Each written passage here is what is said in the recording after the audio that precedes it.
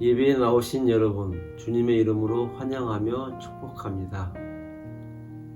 오늘 우리들에게 주시는 하나님의 말씀은 누가복음 22장 7절에서 23절 말씀입니다. 유월절장을 잡아야 하는 무교절 날이 왔다. 예수께서 베드로와 요한을 보내시며 말씀하셨다. 가서 우리가 먹을 수 있게 유월절을 준비하여라. 그들이 예수께 말하였다. 어디에다 준비하기를 바라십니까? 예수께서 대답하셨다. 너희가 성 안으로 들어가면 물 한 덩이를 메고 오는 사람을 만날 것이니 그가 들어가는 집으로 따라가거라. 그리고 그 집주인에게 말하기를 선생님께서 당신에게 말씀하시기를 내가 내 제자들과 함께 유월절 음식을 먹을 그 방이 어디에 있느냐고 하십니다 하여라. 그러면 그 사람은 자리를 깔아놓은 큰 다락방으로 너희에게 보여줄 것이니 너희는 거기에다 준비하여라. 그들이 가서 보니 예수께서 말씀하신 그대로였다. 그리하여 그들은 유월절을 준비하였다. 시간이 되어서 예수께서 자리에 앉으시니 사도들도 그와 함께 앉았다. 예수께서 그들에게 말씀하셨다. 내가 고난을 당하기 전에 너희와 함께 이 유월절 음식을 먹기를 참으로 간절히 바랬다. 내가 너희에게 말한다. 유월절이 하나님의 나라에서 이루어질 때까지 나는 다시는 유월절 음식을 먹지 않을 것이다. 그리고 잔을 받아서 감사를 드리신 다음에 말씀하셨다. 이것을 받아서 함께 나누어 마셔라. 내가 너희에게 말한다. 나는 이제부터 하나님 나라가 올 때까지 포도나무 열매에서 난 것을 절대로 마시지 않을 것이다. 예수께서 또 빵을 들어서 감사를 드리신 다음에 떼어서 그들에게 주시고 말씀하셨다. 이것은 너희를 위하여 주는 내 몸이다. 이것을 행하여 나를 기억하여라. 그리고 저녁을 먹은 뒤에 잔을 그와 같이 하시고서 말씀하셨다. 이 잔은 너희를 위하여 흘리는 내 피로 세우는 새 언약이다. 그러나 보아라, 나를 넘겨줄 사람 손이 나와 함께 상위에 있다. 인자는 하나님께서 정하신 대로 가지만 인자를 넘겨주는 그 사람에게는 화가 있다. 그들은 자기들 가운데 이런 일 할 사람이 누구일까 하고 자기들끼리 서로 물었다. 하나님의 말씀입니다. 한 주간도 잘 지내셨죠? 제가 요즘 참 감사하게 되는 일은요. 어떤 기회가 돼서 성도님들과 전화 통화를 하게 된다던가 또 어떤 대화들을 하게 될 경우에 보면 대부분 성도님들이 평온하시고 그리고 기쁨이 있으시다라는 거예요. 상황과 형편과는 관계없이 또 말씀에 대한 은혜들이 얼마나 또 충만한지 모르겠습니다. 참으로 사람이 하는 일은 아닌 것 같아요. 그래서 제가 깨닫게 되는 것은요. 참으로 우리가 전능하신 분 그늘 아래서 살고 그리고 지존자의 보호 아래서 사는구나. 그렇지 않고는 어떻게 성도님들 사이에서 이런 또 감사한 간증들이 있고 또 이렇게 또 평온과 기쁨이 있을 수 있을까 하고 깨닫게 됩니다. 우리의 삶이 참으로 형편과 상황, 현실과는 관계없이 늘 기쁨과 그리고 또한 또 하나님에 대한 감사와 찬송으로 늘 찬양이 넘치는 그러한 성도님들의 삶이 되기를 주님의 이름으로 다시 한번 축복합니다. 우리 오늘도 또 기도하시고 계속해서 말씀 하나하나 살펴보도록 하겠습니다. 기도하시겠습니다. 전능하시고 거룩하신 하나님 아버지, 은혜를 감사드립니다. 사랑을 감사드립니다. 아버지, 하나님 이름을 찬양합니다. 예수님의 이름을 찬양합니다. 오늘도 저희들 예배의 자리로 인도하여 주셔서 예배드리게 하여 주시고 하나님의 또 영적으로 또 말씀으로 공급하여 주셔서 저희의 영혼을 채우게 하여 주시고 또 하나님 임재 가운데서 저희들과 교통하여 주시고 교제하여 주시니 감사합니다. 아버지 하나님, 이 시간 성령께서 역사하여 주셔서 우리의 믿음이 더욱 자라게 하여 주시고 우리의 속사람이 더욱 강건케 되는 놀라운 역사가 이 예배드리는 중에 있게 하여 주시옵소서.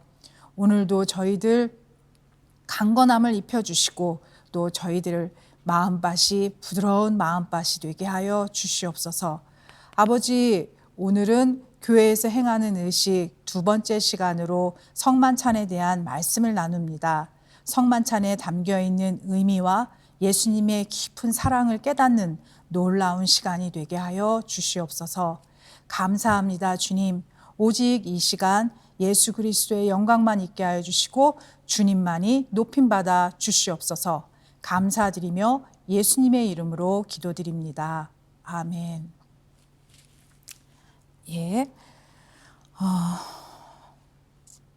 기도드린 대로 오늘은 교회에서 행하는 예식 두 번째 시간으로 성만찬에 대한 말씀을 나누려고 합니다.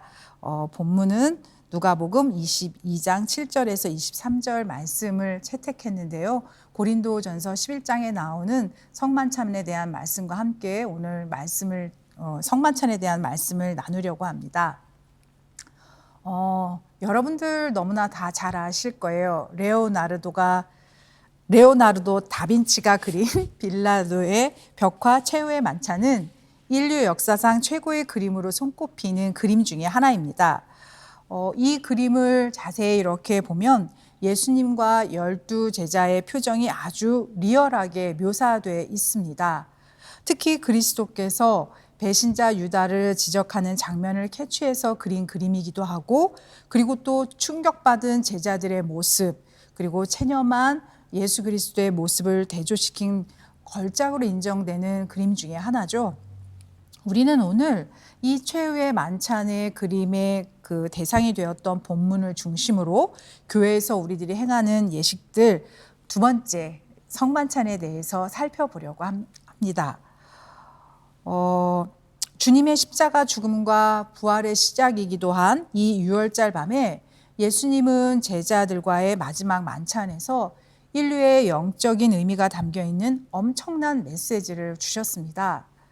이 최후의 만찬, 성만찬을 이해하기 위해서는 그 배경이 되는 유월절에 대해서 우리가 한 번 더 살펴볼 필요가 있겠습니다. 출애굽기로 거슬러 올라가게 되면은요, 역사적으로 유월절은 하나님께서 이스라엘을 애굽의 속박에서 구원하신 때를 가리켜요. 강팍한 마음으로 절대로 이스라엘을 놓아주려 하지 않았던 바로 왕을 상대로 모세는 하나님의 능력으로 10가지 재앙을 내리게 되죠. 그 마지막 재앙이 이집트의 장자뿐만이 아니라 이집트에서 첫째 것으로 태어난 그 모든 것이 다 죽는 그러한 재앙이었습니다. 이 죽음의 천사가 지나가면서 첫 것이 다 죽는 그날 밤에 모세의 지시로 이스라엘 백성들만 이 사방 문설주에 어린 양의 피를 발랐습니다. 이 어린 양의 피를 바른 집은 죽음의 천사가 그냥 지나쳐 주었어요. 그래서 그것을 패스오버, 유월절의 시작입니다. 오늘 본문 7절에 나온 이 유월절이 무교절과 같은 개념이에요.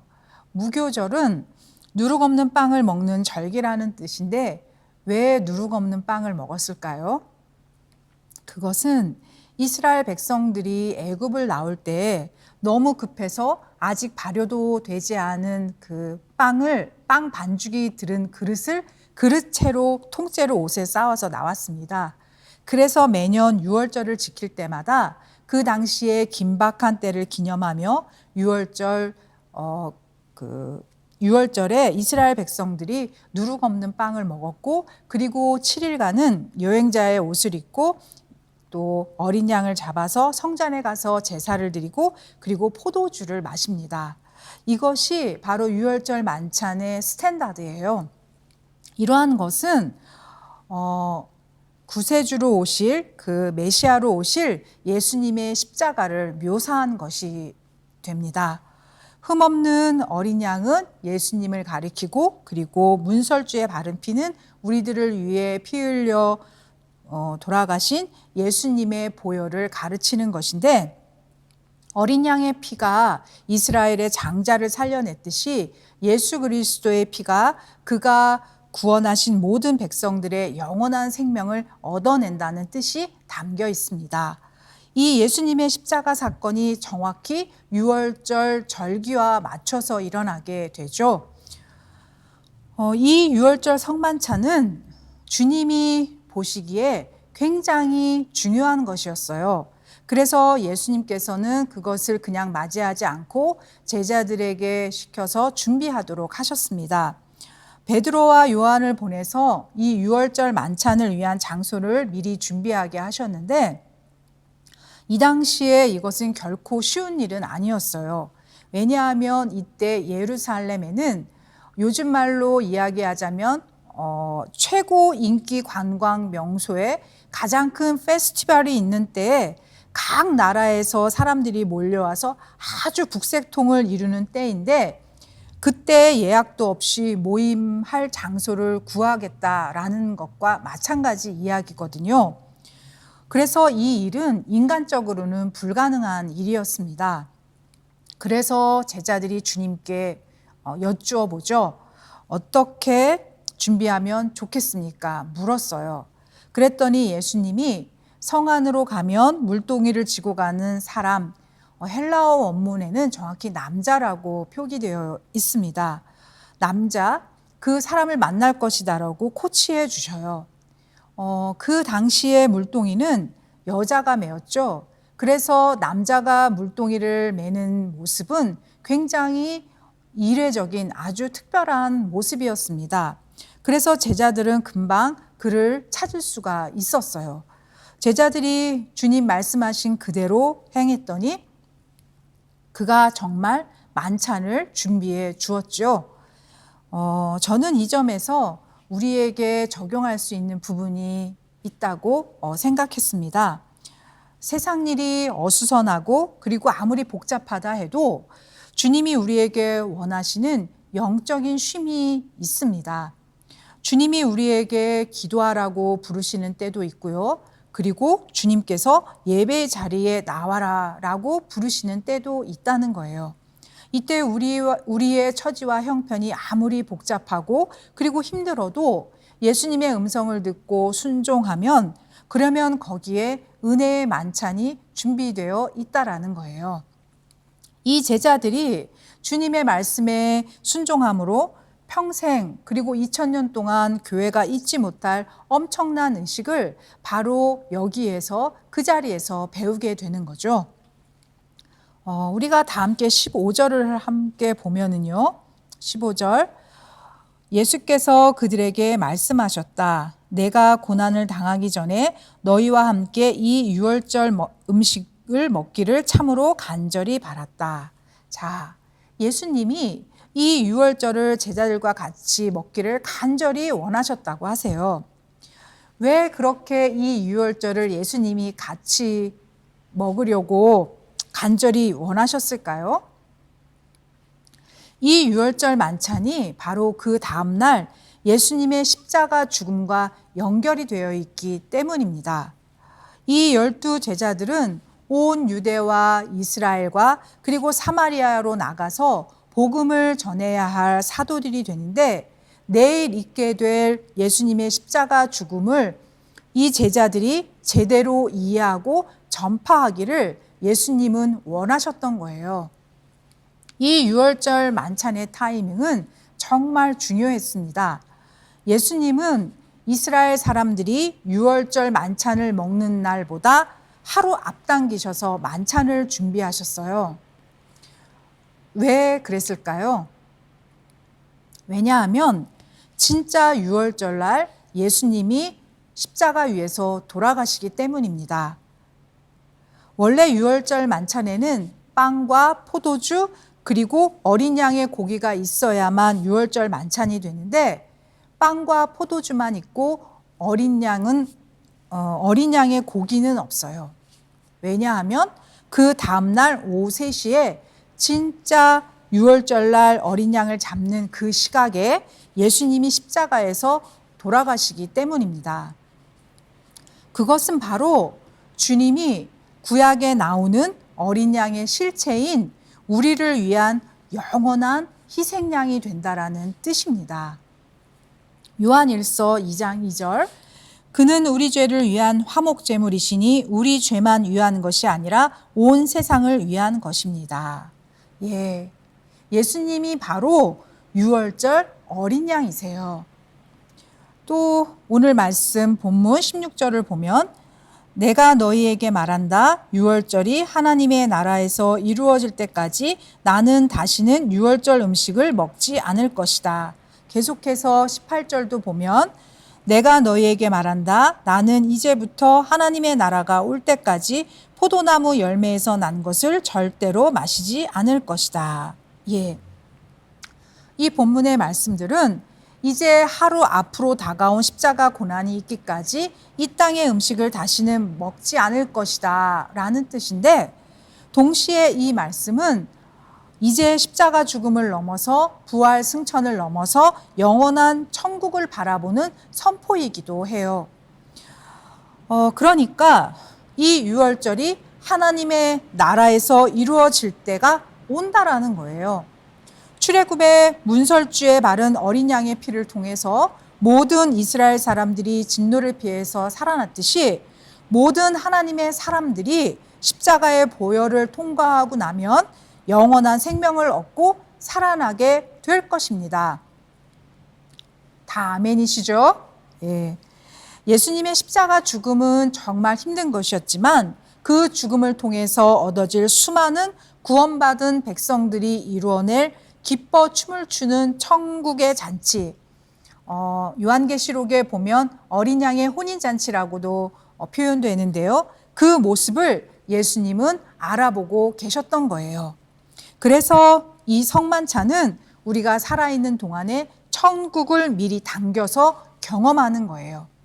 성만찬은 주님의 십자가 죽음을 생각하는 숙연한 것이지만 동시에 이 성만찬은 십자가 죽음으로 죄의 권세를 극복하는 하늘의 영광입니다. 죄사함을 받고 용서를 받고 우리 모든 성도들이 용서받은 흰옷을 입고 부활의 축제를 벌이듯이 우리는 천국을 바라보고 선포하는 게 바로 성만찬인 거예요. 그래서 우리는 이 땅에서 살지만 결코 이 땅에 사로잡혀서 절망 가운데 무너질 결코 그런 사람들이 아니라는 것을 성만찬 가운데 선포하는 것입니다. 우리는 이 땅의 사람들이 아니라 죄악을 벗고 천국 잔치에 참여할 사람들이다 라는 것을 이 성만찬을 통해서 계속 선포하게 되는 거죠. 그래서 우리는 주님 다시 오실 때까지 이 성만찬을 계속 지키는 거예요. 또 계속해서 이 성만찬의 두 번째 포인트는 감사입니다. 17절 말씀 보겠습니다. 그리고 잔을 받아서 감사를 드리신 다음에 말씀하셨다. 이것을 받아서 함께 나누어 마셔라. 예, 예수님이 잔을 받으시고 감사기도 하시고 또 19절에도 빵을 들어서 감사기도 하셔요. 성만찬을 영어로 유카리스트라고도 부르기도 하는데 헬라어에서 온 단어입니다. 감사라는 뜻이 포함이 되어 있는데 이 감사는 하나님이 주신 은혜를 선포하는 거예요. 받은 은혜만큼 내 속에서 감사가 나오죠. 우리는 누가 여러분의 생명을 구해줬다. 그러면 여러분은 그에게 어떻게 표현하시겠습니까? 여러분을 위해서 돌아가신 예수 그리스도께 한없는 감사가 고백되어지시는 은혜가 있기를 축복합니다.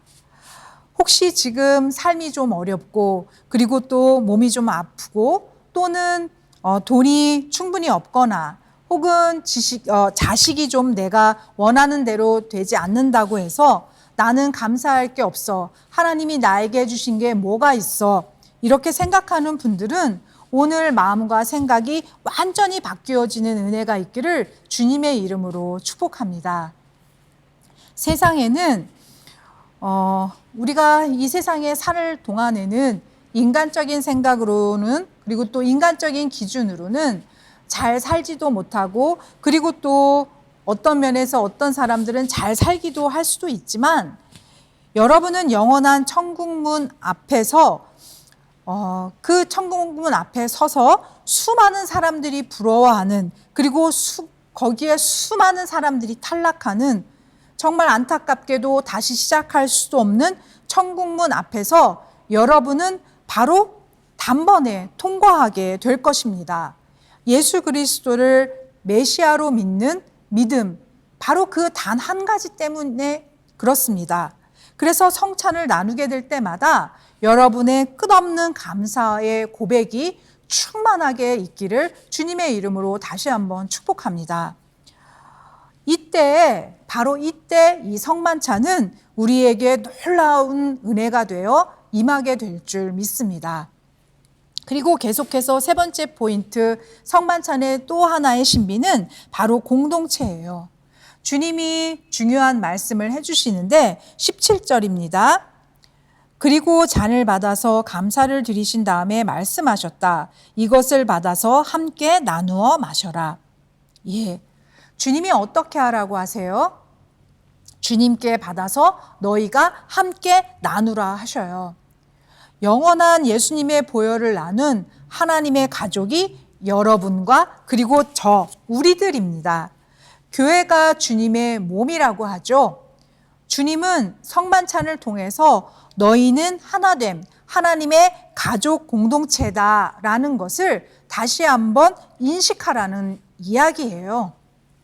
우리는 성격과 취향, 그리고 연령, 개성 이런 것들이 다 달라요. 그냥 다른 게 아니라 너무 다르죠. 그런데 어떻게 우리가 하나가 될 수 있을까요? 그런데 어떻게 우리가 서로 사랑할 수 있을까요? 그리스도의 보혈을 통과하면 그렇게 될 수 있는 거예요. 그리스도의 보혈을 통과하면 우리가 하나가 될 수 있고 우리가 서로 사랑할 수 있는 것입니다. 교회는 성격 좋은 사람들이 모여서 서로 친해지는 곳이 아닙니다.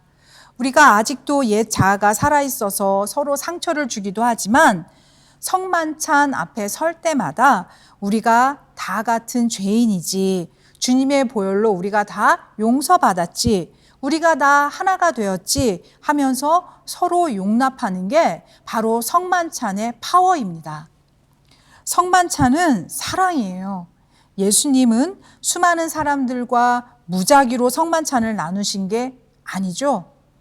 함께 삶을 같이 한 제자들, 그리고 자신의 십자가 사랑으로 구원할 제자들과 함께 하셨어요.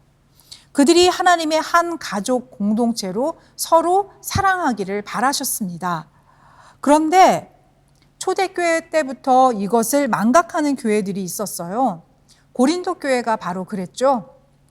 성만찬을 잘못해서 형제들이 시험에 들었어요.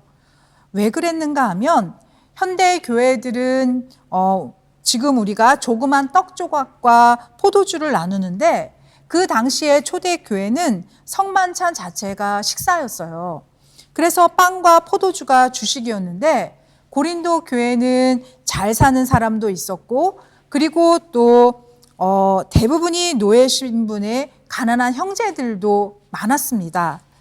저녁에 모여서 성만찬을 한다라는 것은 디너를 함께 한다라는 건데, 먼저 도착한 부자 교인들이 일을 하고 늦게 도착한 가난한 형제들이 먹을 것도 하나 없이 다 이 성찬을 먹어버린 거예요.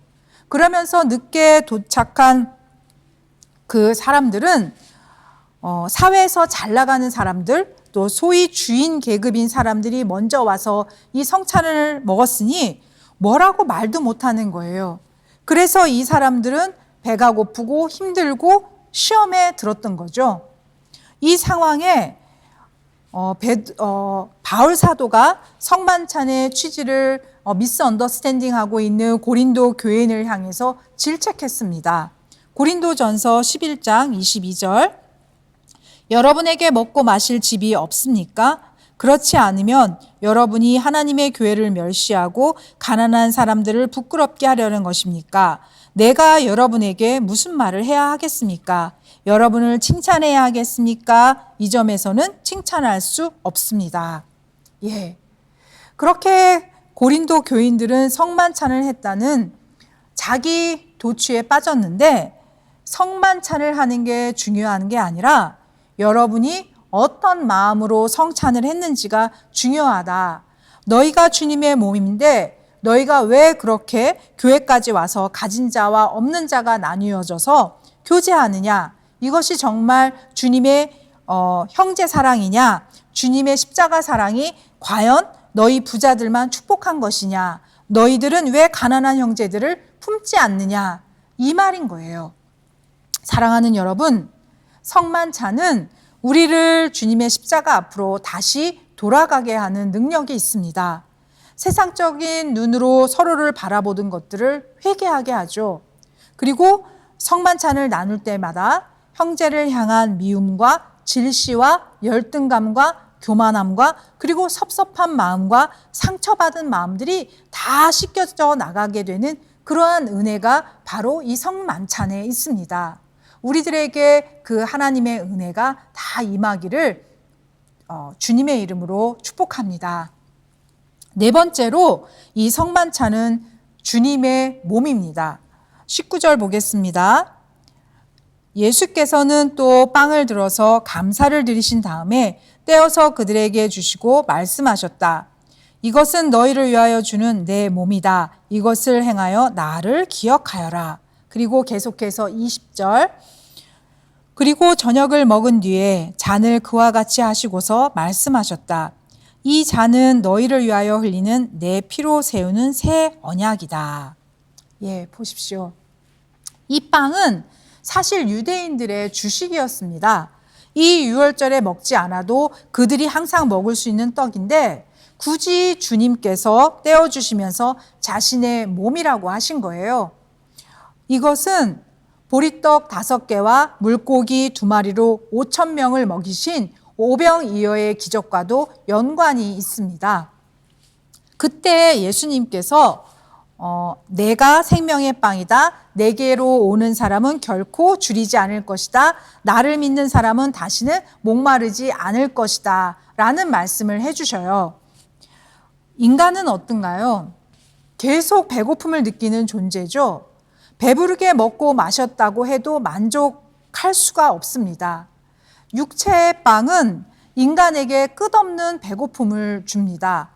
아무리 많이 벌고 그리고 아무리 높이 올라가도 그리고 아무리 많이 가져도 만족을 모르고 허무한 것이 바로 사람이에요. 사람은 영적인 존재예요. 그래서 영적인 만족이 없으면 끊임없이 배고픈 것이 사람입니다. 그런데 예수님께서는 내가 생명의 빵이다. 나를 먹는 사람은 결코 줄이지 않을 것이다. 영원히 목마르지 않을 것이다. 말씀하시는 거예요. 이 생명의 빵을 먹고 잔을 마신다라는 것은 십자가의 주님을 믿는다라는 것인데, 주님은 빵을 떼어 주시면서 내일 십자가 위에서 찢겨질 자신의 육체를, 그리고 인류를 위해 드려질 자신의 생명을 말씀하시는 거죠. 나의 찢겨질 살을 먹고 내가 흘릴 보혈을 마셔라. 이 빵을 먹고 이 잔을 마시게 되면 모든 죄와 절망과 공포가 사라지게 될 것이다. 모든 죽음이 사라질 것이다. 모든 악한 세력들이 너를 떠나게 될 것이다. 너에게 구원과 새로운 삶이 시작될 것이다. 말씀해 주시는 거예요. 이 먹는다, 마신다라는 것은 즉 십자가의 보혈을 믿는다라는 것인데, 이것은 단순히 지식적인 믿음으로 믿는 것을 말하지 않습니다.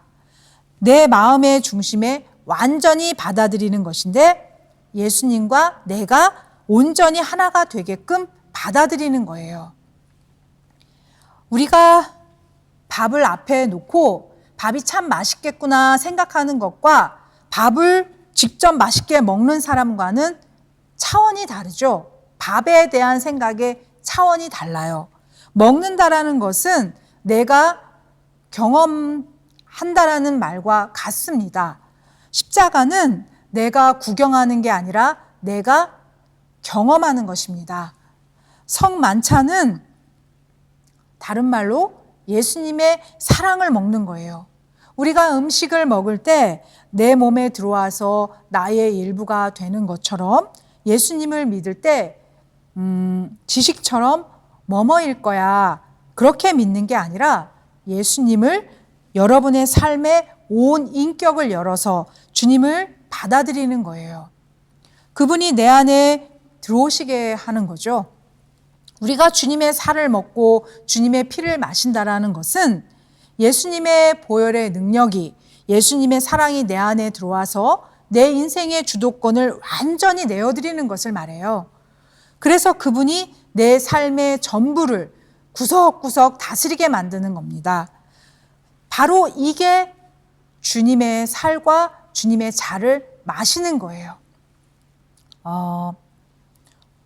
또 다른 말로 예수님을 먹는다라는 것은 그분이 내 안에 들어오셔서 예수님의 생각이 내 생각이 되고 예수님의 마음이 내 마음이 되는 것입니다. 그래서 이 중심으로 우리가 성만찬에 참여할 때마다 그 신비로운 예수님의 임재가 있습니다. 이것을 통해서 예수님은 우리와 깊이 교제 나누기를 원하세요. 성만찬의 핵심은 주님과의 교제예요. 이 교제를 통해서 예수님의 임재가 우리 삶의 구석구석 빛으로 비추시는 거예요. 그래서 예수님의 손과 발이 되어서 예수님이 나를 통해서 예수님이 하고자 하시는 일을 하게 하는 완전히 주님과 내가 연합이 될 때까지 친해지는 것이 바로 성만찬의 은혜요, 성만찬의 신비요, 성만찬의 파워입니다. 그리고 이제 마지막 포인트입니다. 성만찬은 이 거룩한 만찬, 홀리 커뮤니티라고 하죠. 우리는 여기에 참여하는 자세가 굉장히 중요합니다. 고린도전서 11장 27절을 함께 보겠습니다. 그러므로 누구든지 합당하지 않게 주님의 빵을 먹거나 주님의 잔을 마시는 사람은 주님의 몸과 피를 범하는 죄를 짓는 것입니다. 28절 그러니 각 사람은 자기를 살펴야 합니다. 그런 다음에 그 빵을 먹고 그 잔을 마셔야 합니다. 29절 몸을 분별함이 없이 먹고 마시는 사람은 자기에게 내릴 심판을 먹고 마시는 것입니다. 예. 성만찬을 잘못된 마음가짐으로 해서는 안 된다고 말씀해 주십니다.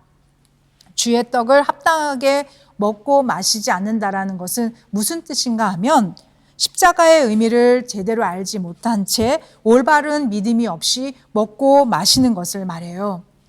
여러분이 보혈의 피로 자신이 거듭났다는 믿음이 없이 해서는 안 된다라는 거예요. 자신 안에 있는 죄를 고백하고 그리고 회개함이 없이 성만찬을 단순한 예배의식의 한 순서로만 여기고 매너리즘에 빠져서 참여하는 것도 합당치 않게 먹고 마시는 것이죠.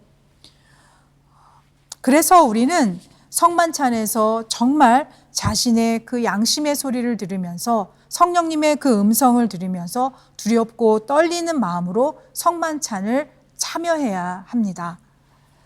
바로 그것이 제대로 된 성만찬이에요. 또 형제를 업신여기거나 형제를 미워하거나 용서하지 못한 마음으로 성찬에 참여하거나 또는 주님의 교회를 분열시키거나 덕을 세우지 못하고 어지럽히면서 성만찬에 참여하거나 그러면 이 모든 것이 다 주님의 성만찬을 멸시하는 일이에요. 그래서 먼저 우리 자신을 살피라는 말씀을 하세요. 이 말은 정말 깊은 자기 성찰을 하라는 거예요. 그래서 성만찬이 있는 우리 매월 첫 주는 여러분들이 십자가의 보혈 그리고 십자가의 사랑을 한 주간 동안 계속 묵상하셔야 합니다. 깊은 자기 성찰 그리고 자기 잘못을 인정하고 주님께 내어놓는 게 우리들에게 필요합니다. 오늘 한국교회가 이 부분만 제대로 가르치고 그리고 이 부분만 제대로 행했더라면 지금과 같이 사회로부터 지탄을 받는 일은 없을 겁니다. 오늘 교회가 자기 성찰, 자기 회개가 없는 신앙이 너무 이 신앙이 가벼워졌다는 말을 많이 합니다. 주님의 십자가 사랑은 가벼운 사랑이 아닙니다. 의도적으로 죄를 짓고 하나님이 다 용서해 주실 거라고 말하고 이러하는 것은 은혜를 모욕하고 멸시하는 일인 것을 우리들이 꼭 기억하고 명심해야겠습니다. 이 성만찬, 교회에서 가장 많이 하는 예식이기 때문에 우리가 매너리즘에 젖어서 예배의 순서로 한 과정으로 가볍게 생각하기 쉬운데 그것은 정말 잘못된 자세예요. 우리는 성만찬 앞에서 정말 가장 숙연해지는 그러한 은혜가 있기를 바랍니다. 또한 이 성만찬은 첫사랑을 회복하는 시간입니다. 그리고 또한 하나님이 우리에게 베풀어 주신 은혜를 기억하는 시간이에요. 나를 사랑하는 하나님의 사랑과 은혜가 얼마나 놀라운가를 다시 한번 깨닫고 내 잠든 신앙을 깨우고 그리고 한 주간 동안 또한 또 한 달 동안 우리는 한 달에 한 번 성찬을 하니까 한 달 동안 또 세상 속에 우리가 물들어서 세상 안에서 또 찌들어서 잃어버렸던 우리의 믿음, 우리 주님을 향한 우리의 사랑을 다시 한번 회복하고 그리고 또한 깨우는 그러한 시간입니다. 그래서 다시 주님과의 교제가 회복되는 시간이 바로 성만찬의 시간이에요. 그렇게 믿음이 새로워질 때 성만찬을 통해서 여러분들은 성령의 충만함으로 다시 체험받게 될 것입니다. 성만찬을 통해서 주님의 성령이 보혈의 능력으로 마음의 병도 치유하고 몸도 치유하고 그리고 우리를 억누르고 있던 어둠의 세력이 떠나고 죄의 사슬이 끊어지게 되는 것을 느끼실 거예요. 계속 무기력했는데 세상을 이길 수 있는 영적인 능력이 흘러들어오는 것을 또한 경험하게 되실 것입니다. 형제 사랑이 깊어지고 그리고 하나님을 향한 사랑이 더욱 깊어지는 그러한 시간이 될 줄로 믿습니다. 그래서 우리들이 성만찬 시간을 단순히 예배의식의 한 순서로 생각하지 말았으면 좋겠습니다. 단순히 하나의 예식이면 예수님께서 하라고 하시지 않으셨겠죠. 여러분이 이 믿음을 가지고 언제나 처음 예수님을 믿던 그 마음으로 성만찬을 하면 반드시 특별한 하나님의 은혜가 그리고 하나님의 임재가 그리고 또 어떤 누군가에게는 놀라운 주님의 기적이 일어나리라 믿습니다. 우리 다 같이 기도하시겠습니다. 사랑하는 아버지 하나님, 은혜를 감사드립니다. 저희들에게 성만찬에 대한 말씀을 가르쳐 주시고 성만찬에 담겨 있는 예수님의 사랑과 하나님의 은혜에 대해서 배우게 하여 주심을 감사드립니다. 한 달에 한 번 우리들이 예배 의식으로 하는 이 성찬 의식이 되지 않도록 하나님 도와주시고 오늘 주신 말씀처럼 성찬을 통해서 하나님 우리가 감사를 배우게 하여 주시고 성찬을 통해서 주님의 몸임을 알게 하여 주시고 성찬을 통해서 하나님을 향한 우리의 사랑이 늘 회복되고 하나님과의 사랑이 더욱 깊어지며 하나님과의 그 임재 가운데 우리들이 머물게 하여 주시옵소서. 성찬 가운데 놀라운 능력을 받게 하여 주시고 성찬 가운데 참으로 성령 충만함을 입는 놀라운 역사가 우리들 성찬에 있게 하여 주시옵소서. 하나님 아버지, 저희들 한 주간에도 또 눈동자처럼 지켜주시고 보아주시고 인도하여 주시리라 믿습니다. 성령으로 충만되게 하여 주시고 아버지께서 참으로 우리와 함께하고 계신다는 것을 잊지 않도록 하나님 도와주시옵소서.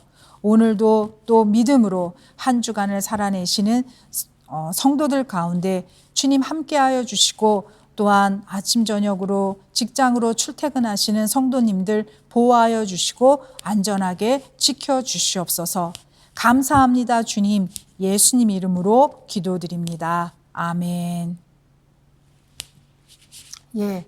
오늘 저희들이 성찬에 대한 말씀을 나누었는데요. 이번 주는 성찬의 주간은 아니지만 다음 달에 있을 성찬 예식 때 우리가 오늘 주신 말씀 꼭 기억하고 성만찬을 더 은혜롭게 맞이할 수 있었으면 좋겠습니다. 오늘 또 주신 말씀 가운데 한 주간에 내가 또 이 말씀은 꼭 적용해 봐야겠다 하는 마음을 가지고 또 한 주간을 향해서 시작하시는 하나님이 사랑하시는 그리고 저 또한 너무너무 사랑하는 신다 한인 교우 여러분 머리 위에 우리 주 예수 그리스도의 은혜와 하나님의 크신 사랑과 성령님의 놀라우신 교통이 여러분들 발길 닿는 곳곳이 함께 하시기를 진심으로 축복합니다. God bless you.